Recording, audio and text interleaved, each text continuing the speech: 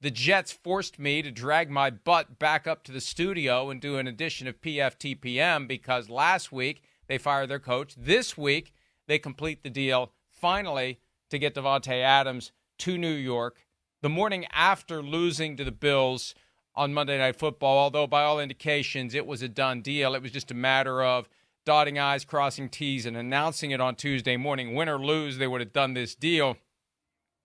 The Raiders, who had wanted a second-round pick, get a third-round pick that becomes a second-round pick only if he is first-team or second-team All-Pro, or if he's on the active roster for the AFC Championship or the Super Bowl. In other words, they're not getting a second-round pick, Michael Holley, for Davante Adams. They're getting the 3. Oh, so you don't believe in the Jets' ability to turn this thing around quickly with Davante Adams? Mike, I'm looking for a negative in this trade. I really don't see it. It's personnel-wise. You're bringing in Davante Adams. You got Adams. You still hold on to Garrett Wilson. It should make everything easier in the passing game. Garrett Wilson won't be happy. That game against your Vikings, he had 22 targets in the Vikings game. That's not going to happen again. So his volume is going to go down, but passing game should get easier. Run game should open up a bit. With both of those guys, you have to worry about who do you really commit to? Who do you shade your defense to? The only negative is they're 2-4. So they got a game against Pittsburgh, which is a must-win. It's a must-win game because 2-5 is just going to be too much to overcome. So I think the numbers will be there. They just got to start winning some games. Hey, Michael, I can't think of a time that a player went from a non-contender to a supposed contender via trade where both teams had the same record. The Raiders are 2-4, and the Jets are 2-4. And I'll stipulate the Jets have more of a feel that they are a contender. They're in a division that will be easier to win. They're 2 games behind the Bills. The Raiders are being left in the dust of the Kansas City Chiefs, as presumably the rest of the division inevitably will be. But the Raiders are in 4th place. The Jets at least have the Patriots and the Dolphins at this point. The Jets could finish 2nd and have the same record as the Raiders. But still, I think that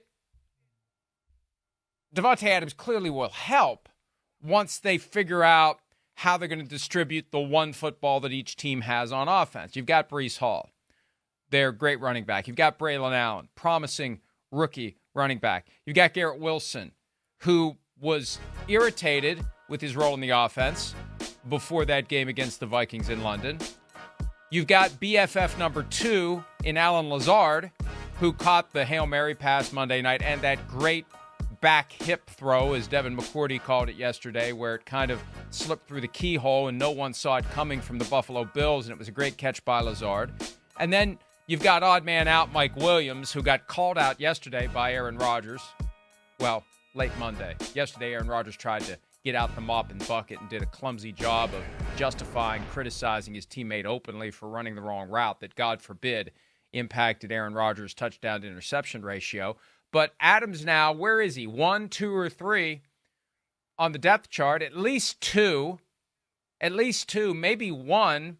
How are you going to distribute the targets? And yeah, how's Garrett Wilson going to feel about all of this if he's just standing around while Aaron Rodgers' buddies get the bulk of the passes? That's the risk here. And they better make sure that Garrett Wilson gets the ball and is happy with how things are going, because if not, that's just another issue. If they're losing, if they're winning, it'll be fine. And maybe that's the ultimate goal here. If they win enough games, you can't complain as a receiver.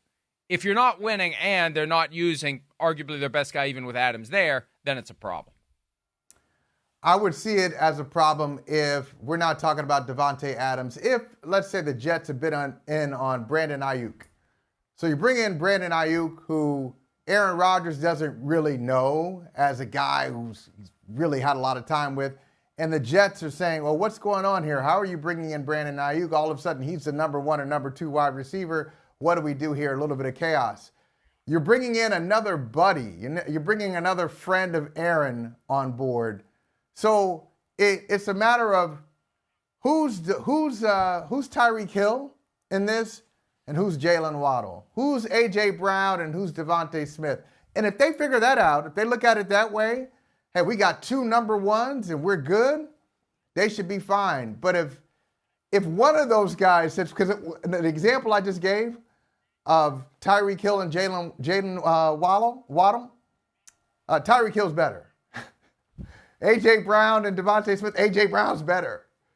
So if both of them say, I'm A.J. Brown, I'm Tyreek Hill, ooh, we got a problem. But if they look at it and they say, makes us better, we're both alphas, we'll be fine, the Jets will be okay. I think the bigger question, Mike, is what happens to Alan Lazard? I got to be honest with you, I'm shocked. I'm shocked that his numbers are, shame on me, I hadn't paid enough attention to his numbers. He leads the team in touchdowns. That's a bunch of targets for Alan Lazard, who was pretty much an afterthought last year. His numbers will go down. How is he going to be with it? But I think the top 2 guys should be fine. Oh, he was a healthy scratch for the Black Friday game against the Dolphins. He was MIA once Aaron Rodgers was injured last year. It just didn't click. It just didn't work. And they had signed him to a deal that paid $20 million guaranteed over 2 seasons. They were stuck with him this year. His contract was fully guaranteed. Now, with Rodgers back, he probably would have expected Lazard to still be there.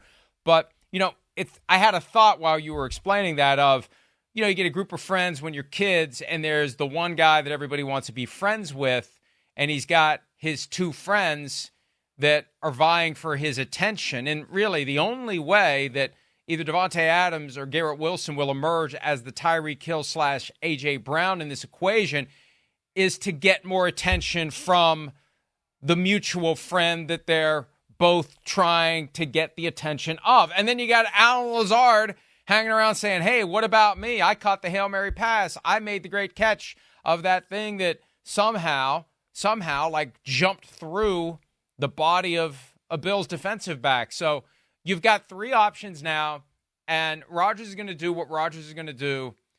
Ultimately, the goal is to win. They're all in. We'll hear that coming up from Aaron Rodgers in a minute. All in the real way, not the Jerry Jones way.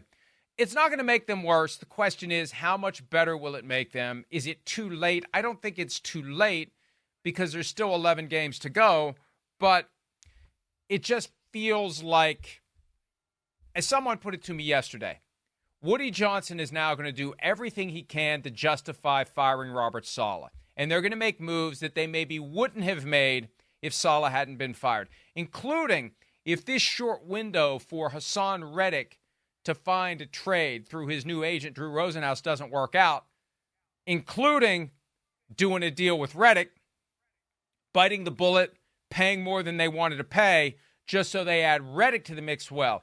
And so I wouldn't be surprised if they make other trades.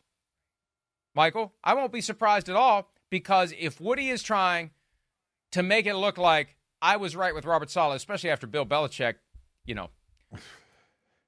kind of dumped on him a little bit on Monday, then Woody will do whatever he has to do and forget about the future, even though the future, as we always learn, when teams make those aggressive moves, there's a price to pay on the back end. Look at the Rams. Look where the Rams have been. They won the Super Bowl, but look where the Rams have been since winning the Super Bowl, because the bill eventually and inevitably comes due. The question is, what can you make of the splurging that you do the year that you truly are, in the real sense, not the Jerry Jones sense, all in?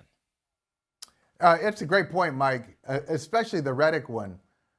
Look, I'll tell you, the guy most excited about this trade yesterday is probably Haason Reddick and Drew Rosenhaus, because Rosenhaus, if he doesn't know anything else, he knows about leverage. And if you think the Jets are that desperate, and clearly they are, they were desperate coming into the season, and they created a new level of desperation by saying 2-3 with Robert Saleh, with a chance to tie for first place in the AFC East is not good enough for us. We can do better. Those were Woody's words. I think we can do better. So you get Davante Adams, and hey, how else can you get better? You got run all over on Monday night. The Jets' first drive came down and ran it down your throat. You couldn't stop them. You can get better on defense. There's somebody who you've got their rights and you're not signing them. Haason Reddick probably looking there thinking, oh, I'm about to get my money. I'm about to get a deal that probably wasn't there for me 2 weeks ago. They have to do something. And by the way, Mike, I told Gary Carter this the other day. Is there a more predictable shot than Bill Belichick going at Woody Johnson? I was just waiting for it. And I've heard more privately. Privately, he has, over the years, this has been his foil. This is Globetrotters, Washington Generals kind of stuff. This is just what he does. He loves talking about the Jets and particularly hating on Woody Johnson. We played the clip of Belichick on the Manning cast yesterday, and Devin McCourty said it gave him flashbacks to being in the meeting room because Belichick did that whenever they were preparing to play the New York Jets. So we had the odds last week of the next Jets head coach, and Belichick was somewhere lurking on the board. Don't waste your money on Bill Belichick becoming the next coach of the New York Jets. Although I did wonder, as you were explaining this urgency that Woody Johnson is feeling, and as he characterized it yesterday, has there ever been an interim coach fired for a second interim coach? I almost feel like Jeff Ulbrich had better get his act together quickly, or Woody Johnson is going to find someone else to coach the team toward the top of the AFC East. And that may be their only way in at this point to win the division. I don't know that they're going to be in the mix for a wild card at 2-4, but we've seen it before. Once you start winning, if you can consistently win games, the record gets better 1 week at a time, one game at a time, and the next thing you know, you're in the mix. But with 4 losses, we've said this with the Bengals. How many losses is too many? 5, 6, 7, 8. At some point, you got to run the table. And maybe they can't. Maybe they can. And maybe if they run the table, they'll be even more dangerous in the playoffs, like the 2010 Packers were when they got the last spot, the 6th seed at the time. And they go on a tear. Beat the Eagles, beat the Falcons, beat the Bears, beat the Steelers, and win the Super Bowl. Hi, it's Mike Florio. Thanks for watching PFT on YouTube. Hit subscribe for the latest news and analysis from Pro Football Talk.